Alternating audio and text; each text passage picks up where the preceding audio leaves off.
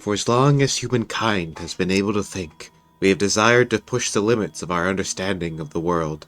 We have sought to know all that we can know, to understand everything our minds can comprehend. But how much can we know? How far can science go? How many little glass flasks filled with brightly colored liquids can a single city produce? Greetings and salutations, loyal crew, and welcome to the Test of Time Metaseries. Today I'm playing Civ 4 as Korea and continuing my efforts to achieve maximum science by pumping as much science from one single city as possible. Though, full disclosure, I won't be making as many checkups on our capital's output since its population will be fluctuating a lot for various reasons. Also, my memory sucks, but that's neither here nor there. And yes, I'm going to focus on the capital again for similar reasons to Civ 3. It's easier to control for good land when I can just restart until I get it, and there's a civic that will boost commerce in the capital by 50%, so the capital is an obvious choice. As for the land I'm looking for, again, it's pretty similar to Civ 3. I want a lot of river tiles, high commerce resources, but instead of a coastline, I want a lot of food. More food means more pop, and more pop means more commerce collected. After a couple dozen restarts, I get this. There isn't really a good food resource here, and the unhealthiness from all these floodplains will be a problem, but having two sources of gold nearby I think will more than make up for it. I move on to the Plains Hill here for the extra boost to production, as well as actually getting those gold mines in range of the city and start building a worker. Since Korea starts with mining and mysticism, probably the best and the worst starting techs respectively, I start researching agriculture to farm some of these floodplain tiles. 2 floodplain farms should see us through the early game at the very least, and they'll have to because Plains Cow is less than ideal. While I do some exploring around the capital, let me explain the general game plan here. Korea's traits are financial and protective, again the best and worst options respectively, so all this commerce in the capital is going to get even crazier. As mentioned previously, the bureaucracy civic will increase commerce and production in the capital by 50%. So that, alongside riverside cottages and gold mines and later watermills and windmills, will make the city a commercial giant. I'm also going to stack every science yield boost I can put in a city, like libraries, the academy, Oxford, and Korea's unique building, the Sowan. The Sowan is a unique university and gives an extra 10% science over the standard university for a total of 35% science. While it's not as crazy as some of the other unique buildings we'll see in future games, that's still 10% extra science I get just for being Korea. Unfortunately, the Hwacha in this game is not quite the city deleter it was back in Civ 3. For one thing, the Hwacha replaces the catapult for whatever reason rather than the cannon, so its overall strength is weaker. For another thing, instead of lethal bombard, which I'm pretty sure doesn't even exist in Civ 4, it has a 50% bonus against melee units. That's still a straight upgrade to the standard catapult, but the primary defensive units of this era are archers, which, I don't know if you've noticed, do not count as melee units. Anyway, back to the actual gameplay. A turn before I discover agriculture, I also discover our first neighbor, Willem van Oranje. He is a bit of a culture spammer, but he's not usually aggressive. When he isn't marching across the entire map to try to take a city he'll never be able to hold. That's pretty unusual, so for the time being we should be able to get along just fine. But I've got my eye on you. Now I've finished agriculture, and next on the docket is bronze working. I needed to chop down forests as well as see and use copper. To all the pacifists in the audience, fear not, I will not be using copper for any aggressive purposes. I will need it for the spaceship though, for production discounts on the life support and the cockpit. I also spent some time planning where I'm going to settle my next few cities. There are some great spots here, as well as some good enough spots, and I only hope I can nab them all before old Willie gets any ideas. I finally finished my first worker, and immediately set them to build a farm on the floodplains. Not the best food source in the game, but as mentioned before, 2 of these should be enough. I like to repeat things on the off chance your short-term memory is just as bad as mine is.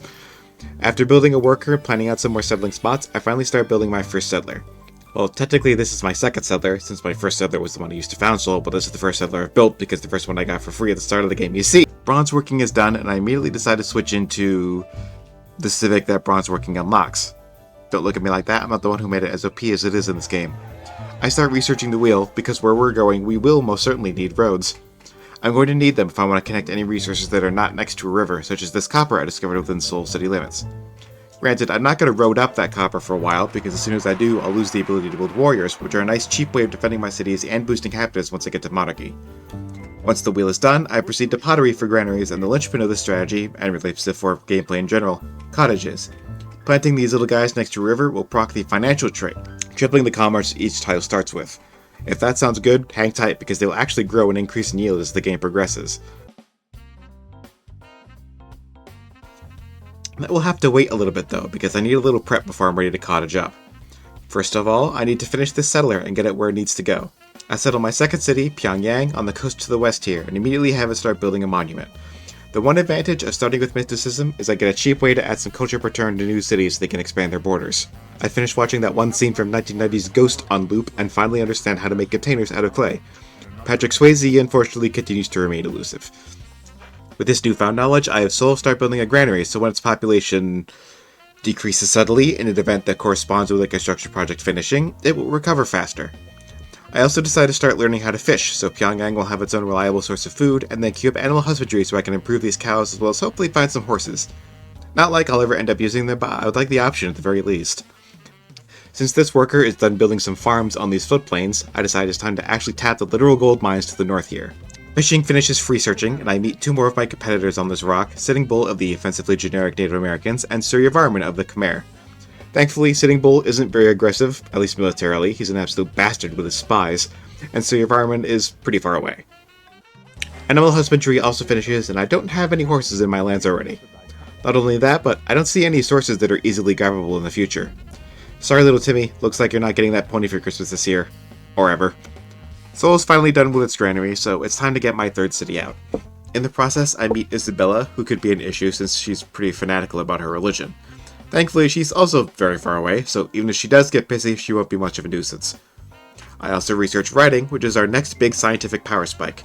Unfortunately, libraries don't give as big of a boost in Civ 4 as they do in Civ 3, 25% down from 50%, but they're still essential for scientific advancement. Next up, I'm going to need monarchy for the happiness, then mathematics and currency for the trade routes. The extra trade will help cover the city maintenance I'll incur, meaning I can afford to settle more cities. That may seem a bit premature to say, given I only have 2 cities right now, but I must look to the future. Well, now I have 3 cities, as I found Wonsan further up the river from Seoul. After making a worker for Wonsan, I start building a library in Seoul. Not only will this increase the science I get from all this commerce, but I can also assign citizens to science specialists, which will earn great scientist points, which will turn into a great scientist, which I can use to create an academy in Seoul, which will give it a 50% boost to science output. I should also take this time to explain that because Seoul's population is constantly in flux, thanks to some questionably ethical labor practices, I don't bother checking its science output much in the early game. 50 science doesn't mean much when 2 turns later it tanks down to 40 because I needed that bank out now! Pyongyang also gets on the pioneer fever and cranks out a settler itself. That settler goes south and founds Busan. Monarchy finishes and I immediately adopt hereditary rule because everybody wants to rule the world. Also, I can stack cheap warriors on my cities for quick and easy happiness, but it's mainly for that sweet reference to a song that's older than I am. Monarchy will also allow me to improve these wines in Pyongyang, which are another source of early game happiness, as well as having some pretty decent tile yields. Oh, I also meet Charlemagne. Anyway, the settler from Pyongyang goes north and founds Nampo, and the settler from Seoul goes northwest to found a city west of Monsan. Unfortunately, that city site is not an option, as Willie's founded a city of his own too close to that spot. So that settler moves further north to settle here by the coast. Told you he was going to get ideas. Speaking of ideas, I have the brilliant idea to build the Oracle in Pyongyang. I plan to get civil service as my free tech since I'll have the prerequisite text by the time I finish his building. Jeju is settled, and in a blast from the past, Saladin introduces himself. I was you in a previous life, or save file, as it were. Hinduism manages to spread to Seoul, and since Willie and Sitting Bull both follow it, I decided to join the party and make it the state religion. They, as well as some of the others, will like me more as a result of our shared faith, so hopefully they'll be less like an Afafa with me in the future. I finish currency and queue up Code of Laws, so that Oracle will finish just in time for me to pick civil service as my free tech. Code of Laws finishes just in time for Oracle to get sniped 1 turn away from completion. Are you kidding me? You can even see in the footage my utter disbelief at this treachery. I don't think I've ever been so disrespected in my own house before. I am the first to get Code of Laws, so I found Confucianism, but that's little consolation. I get iron working off of Surya Varman, and I find a source of iron in Busan. The metal is called to me, it seems. Iron isn't necessary for the spaceship in any way, but I do end up using it a bit later on in the run. Keep your eyes peeled. Anyway, now that I have currency, time to expand a bit more. I built some more settlers, founding Hyangsan, Ulsan, and Incheon. Good thing I got iron working before settling in this jungle, otherwise Incheon would be stuck with a bunch of dead tiles and unhealthiness. Remember earlier when I said that I can crank out a bunch of cheap warriors to raise happiness easily using hereditary rule? Well, forget about that, because I forgot that improving iron also makes it so I can't build warriors anymore, since I've unlocked all the units they've upgraded to. That means that some of my new cities that were building warriors for cheap protection are now stuck building much more expensive spearmen instead. I'm such a silly little dumbass. Well, I could have in theory kept warriors around by eschewing hunting, which is necessary for spearmen, but I've got some sources of fur here to the north and I need hunting to improve them. In better news, I researched literature, which unlocks the Great Library, which will in turn expedite the process of getting a great scientist, as I was yammering about earlier. I decided to build it in Seoul for obvious reasons, and while I'm pondering more wonders, I trade for masonry to see if I can get Great Lighthouse. I cannot. I then start the Mausoleum of Mausolus in Wonsan. Longer golden ages is always nice, even if you don't get a lot of them. With the discovery of music, I get a free great artist since I was the first to research it. I immediately send them south to Incheon to culture bomb a bunch of tiles and hopefully get these spices to the west. I also start building the Sistine Chapel in Pyongyang. This one doesn't necessarily have a big strategic benefit, I just like building it because it's my favorite wonder. Sitting Bull has pushed up to meet my borders and is now demanding the secrets to currency from me. I agree to his demands because a butthurt bot marching a horde of cannon fodder into my lands is not what I need right now. I finally finished researching civil service the hard way because someone stole the oracle from me. Metal casting follows not long after, and I prep a long tech queue with the hopes of using the free tech from liberalism to get replaceable parts for free, because I guess I never learned my lesson on free tech gambles. Thankfully, my gambit with the Great Library pays off, and I successfully build it before any of these jokers can. That's the first wonder I've built this whole game, but it certainly won't be the last. I also finally adopt the Bureaucracy Civic, which, as mentioned, will increase Seoul's production and commerce by 50%. You'd think now I check how much Seoul is making, but no, wait a little longer. Things seem like they're looking up now, as I also managed to nab the Mausoleum in Wonsan. It'll be a while before I actually utilize this ability, but it's definitely a welcome addition to my collection. A collection I'm planning even more additions to as I start building the Colossus in Jeju to the north.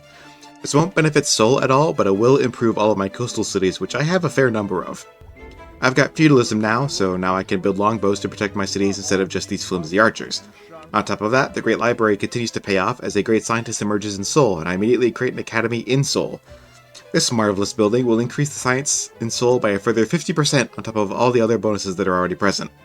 Surely now I check Seoul's science output, right? Nope! Instead, I start building the statue of Zeus in Busan. Yes, instead of checking on my progress on one of the two major goals I have for this campaign, I deign to build a borderline useless wonder. No need to applaud, I know of my genius already. The Colossus finishes in Jeju. I don't know how I got away with that, I'm not the Oracle, but whatever. And now I finally check how much science Seoul is making. You know, the whole conceit of this video and this series? Glad you're finally acting on it 6 pages into the script, Skipper. Anyway, Seoul is making 177 science per turn all by its lonesome. Thankfully, unlike Civ 3, I can actually see the total science my entire nation is making, and I can confirm that Seoul alone makes more than a third of the national total. And keep in mind, I have 9 cities total at this point, meaning that the 8 other cities combined total not even double what Seoul makes. But of course, I can't stop here. I still got more tools to unlock to increase Seoul's science as well as a spaceship to build. Sistine Chapel and the statue of the god of HR Nightmares both finish in quick succession, and I wrap up building forges and longbow garrisons in my cities. More excitingly, I research education and unlock Korea's unique building, the Sowan. I immediately start building them pretty much everywhere. Machinery is next, and I replace a few non-essential riverside farms with watermills. For the time being, these seem like a side grade, but they'll soon be straight up better than farms. Liberalism is research, and I do manage to get to it first, unlike last game, and successfully get replaceable parts for free. Tech gamble always pays off, never didn't have it. I queue up some more techs aiming for drama, democracy, chemistry, communism, and assembly line, as well as all the prerequisites for those. Another great scientist is born in Seoul, but since I've already built an academy in Seoul and I don't really need a golden age at this instant, I'll save him for later. I've got plenty of Tupperware, he'll keep fine. Well, I say I don't need a golden age, but I started building the Taj Mahal in Seoul, which will give me a free one if I get it. Though, to be fair, I'm starting it now because the AI is really competitive for it, as well as the tech that unlocks it, so I need to start it as soon as possible. More techs, more wonders. With democracy, I start building the Statue of Liberty in Busan. I find it kind of odd that you could build this in an inland city in Civ 4 and Civ 5. Civ 6 is the only game where it requires being built on the coast. Anyway, this will give every city on this continent a free specialist, meaning I don't need to take a citizen off a tile to work a specialist job. Next up on the docket is building castles in every city. This is not going to be for the defensive benefits, especially since those will go obsolete when I get economics. No, I'm doing this for the trade routes. Building a castle, for some reason, gives the city a free trade route, which persists even after the castle itself becomes obsolete. Well, scratch that free golden age from Taj, cause I've been sniped again. Told you, the AI love this thing. Well, Seoul needs something to do, so I decided to have it build the Statue of Liberty instead. Even with what Busan's already invested, Seoul will still finish it faster. While I'm waiting for that opportunity, I decided to check on Seoul's science output again. I'm up to 257 science per turn now, which is about 30% of the nation's total. Still good work, even if the other cities are starting to catch up a bit more. The discovery of scientific method brings me one step closer to state property, as well as revealing a source of oil outside Pyongyang. Now, unfortunately, I can't do anything with that oil for quite some time. I don't get why Civ 4 reveals some strategic resources before we could even collect them, but whatever. But it will nevertheless come in handy later, trust me. The Great Merchant arises in Wonsan, which is a pleasant surprise, and I send him over the Netherlands to do an international commerce and put some more money in my bank so I can get more tech before needing a break. Finally, communism is researched, and since I'm the first to discover it, I get a free Great Spy. I decided to use him instead of that Great Scientist to trigger a Gold Age because I hate using spies for any other purpose. With this Golden Age, I adopt state property, representation, and caste system for free. Superpowered workshops and specialists, here I come. I've got steam power now, and unfortunately I have no coal. Now I don't need coal for anything, really, but it is still somewhat disheartening. What if there are other resources I need that I end up not getting? Well, I can worry about that later. For now, I'm building some levees in my riverside cities, which will boost their production nicely. Seoul also finishes the Statue of Liberty and starts building Oxford University. Another big science output boost, this time plus 100%. That's another reason I needed Sowons in a lot of my cities. I need 6 of those to build Oxford. Finally, that long tech queue I scheduled earlier is finished, and I immediately make a new one. I go for various economic benefits, then beeline the spaceship parts. Most of the rest of this is incidental. The nation begins to industrialize, with factories being constructed everywhere. It's about this time that I notice Willem has gone free religion, so the relationship bonus he was getting from his shared faith is gone. Plus, he has coal that I don't have, even though I don't need it at all. Perhaps he could be a target after all. It's only now I get astronomy. I've been putting it off to preserve the benefit of the classes for as long as I could. But it's a prerequisite for techs I do need, and will allow me to build observatories, which are themselves a prerequisite for laboratories, which will give a production boost to spaceship parts. Speaking of those, I decided to reorganize the tech queue a bit so I actually unlock those before the spaceship parts they'll give a discount to. I unlock physics, and notice that Willem also has uranium while I also do not. Now, at the time I recorded this, I thought uranium gave a production discount to some of the spaceship parts, namely the engines. It turns out, it does not. In fact, some of the spaceship parts don't get discounts from having resources at all. Yay! Now, the reason this misconception is relevant is that it explains the sudden military buildup across the nation, with artillery pieces being constructed pretty much everywhere. You could probably see where I was going with this. I build Broadway and Seoul, mostly on a lark, it's not really going to do much for me, and I start Apollo program afterwards. Once it's done, I can actually start putting this hunk of junk together and getting off this rock. Thankfully, I do find aluminum in my territory, so the majority of spaceship parts that get a discount will get one. Unfortunately, Emancipation and Happiness is starting to hurt a few of my cities, so the next turn I trigger my second Golden Age of the game and swap into it. I also swap into Theocracy for some extra EXP on all these units I've been creating. Happiness shouldn't be much of a problem going forward, but health will, and there's not too much I can do about that. Well, now that I have a big stack of artillery piled up at Willie's border, I'm going to need some infantry to accompany it. For those of you who haven't cottoned on yet, I plan on declaring war on Willem to take the resources he has that I don't. This will, spoiler alert, end up being one of the more pointless wars I've declared in a Civ game, but we'll get there when we get there. In other news, plastics is researched, and I start building the Three Gorges Dam in Seoul. Like the Hoover Dam in 3, this will effectively give power to all of my cities, giving them a big boost to their production. This will also come at the cost of health, because for some reason even clean energy lowers your city's overall health. Still, in the long run, I think it will be worth it. Remember what I said about happiness not being an issue like 2 turns ago? Well, Wonsan is rather peeved at me again, so I decided to build a Globe Theater there so I don't have to worry about it anymore. Wonsan is the biggest city by population and is only now getting too big to manage, so hopefully none of the other cities will prove troublesome. Also, it's at this point that a source of uranium appears outside Delft. Yes, that is a thing that can happen, and yes, I only noticed while editing. I genuinely thought that was there the whole time.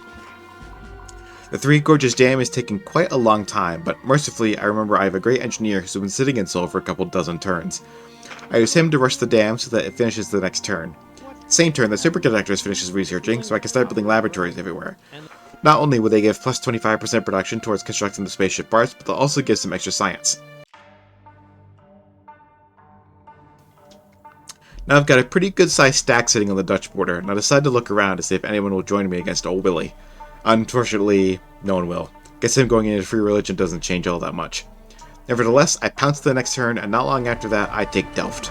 As they march on The Hague, I queue up thrusters across the nation. I can build up to 5 of these for the spaceship, and while I don't necessarily need all 5, I don't really feel like finding out what happens if I don't build them all. I take The Hague, but the offensive begins to stall. I keep getting pelted by stray units, and all the extraneous combat is starting to rack up some pretty serious war exhaustion. I finished 2 of the thrusters I queued up before finally taking Middelburg. This war isn't really going anywhere, and I've lost a lot of units taking these 3 cities alone, so I decided to call it. Make Willem my vassal and call it a day. So, as I hinted at earlier, this war was honestly kinda pointless. I originally declared it for the uranium since, as I mentioned earlier, I thought some of the spaceship parts would get a discount if I had it. They don't. In fact, I don't really get anything I actually need from either the cities I took off of Willem or from having him as a vassal. At least I didn't ruin my nation to win this war. Not too much happens going forwards besides just building more spaceship parts, so let's rapid fire through them all. I get the last 3 thrusters, 4 parts of the casing, the docking bay, the last piece of the casing, and the life support. Then, despite the fact that I didn't build the life support in The Hague, somehow an enemy spy managed to destroy it from there. It's not like the rocket is being held and assembled in The Hague either, it launches from my capital when it's done. What kind of black magic bullshit is going on here? Well, if we've got dark wizards traipsing about the place, then all the more reason to bail on this planet. I rebuild the life support system in Wansan, then finish the cockpit. Another spy, or maybe it's the same one, who the hell knows, destroys the Sowan and Sol, so I rebuild it immediately. Once it's back online, I realize I haven't checked Sol's science total in a while, so I give it one last look. It's at 566 science, which is about a quarter of the national total. Even though it doesn't have as much of a lead over the rest of the country as it did earlier, that's still pretty impressive, I'd say. With the 2 engines in the stasis chamber, I finish my rocket ship and launch it into space. After 10 gripping turns of pressing the next turn button, the spaceship reaches its destination and victory is mine. I don't bother letting the victory cinematic play this time though, because I have the music turned off for copyright reasons, so we'd just be staring at the animation in deathly silence. I don't know why the sound of these cinematics is tied to the music volume, but I'm not a game dev. If you really want to watch that cutscene, then just look it up on YouTube, or play the game yourself, it's pretty good. Overall, I think I did pretty decent this go around. I had a pretty late end date on the victory, but Science Victory does tend to take the longest out of all the options, so that is a factor. Still, Civ 4 isn't my best or favorite Civ game, so I'm not going to do as well as I would have in some of the others. Also, I think I might not go for a Science Victory in future Civ 4 playthroughs. It's not particularly interesting. You always have to play to the end of the game and just end up doing a lot of SimCitying, which I don't find as satisfying in Civ 4 as in other games. Not only that, but all the pieces are so expensive, even with the resources and labs, that some don't even get any resource discounts. On top of that, once it's done, you have to wait 10 more turns before you actually win. All that aside, if you enjoyed this episode, please feel free to leave a comment and click that little like button. And if you want to see more of what I do, hit that subscribe button while you're at it. Doing these things really does help the channel grow. Thank you all so much for watching, and as always, be good, be strong, and be safe. I'll see you all next time.